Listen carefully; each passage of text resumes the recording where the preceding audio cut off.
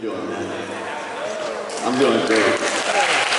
Arturo O'Farrill, Grammy Award-winning jazz musician, director of the Afro Latin Jazz Orchestra, and someone who has used his music and public platform to speak out against the terrorization of people of color, the mass incarceration, the injustice and brutality. Arturo, get up here and join me.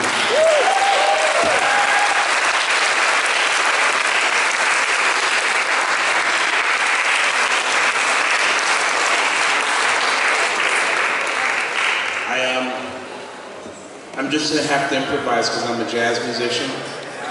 So my life is framed by 3 events. And strangely, all of them have to do with my children. The first event was the birth of my sons, Zachary and Adam. And looking at them as infants and the incredible vulnerability that they showed as helpless babies was something that moved me the second I laid eyes on them. The second event that framed my life was 9/11, and their school was downwind of the burning buildings in Brooklyn, at the foot of the Brooklyn Battery Tunnel. And as the sky filled with a vague smoke that frightened me, I pulled my children aside and I said, "You must not hate because of this." But I did also tell them, you must fear people in governance. You must fear those who control our lives, because this is what happens.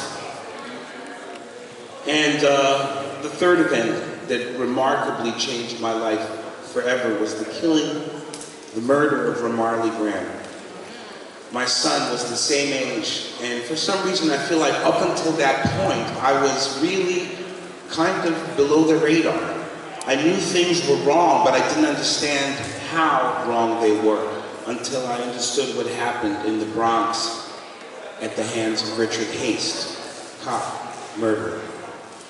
And Ramarley Graham was murdered in such a ruthless manner, in such a violent way. My son was exactly the same age. My youngest one is exactly the same age, and it gripped my life and changed.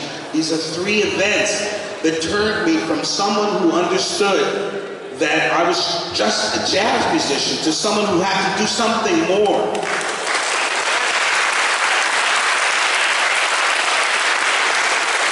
And in fact, what has happened to me since those days is I've realized that I was at first just in love with the piano. Then I was in love with Miles Davis. Then I was in love with fame, fortune. Maybe I thought I'd get laid, I don't know. But at one point, I realized that music, art, theater, dance, without a commitment to community and justice is meaningless and empty.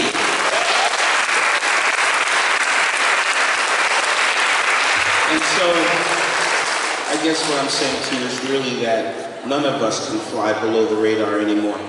None of us can refuse to connect our lives, our work, what we do, who we are, to this incredibly important struggle. And I will say this now, there is nothing more important than stopping the murder of unarmed citizens. Nothing is more important. That is the first step to changing everything.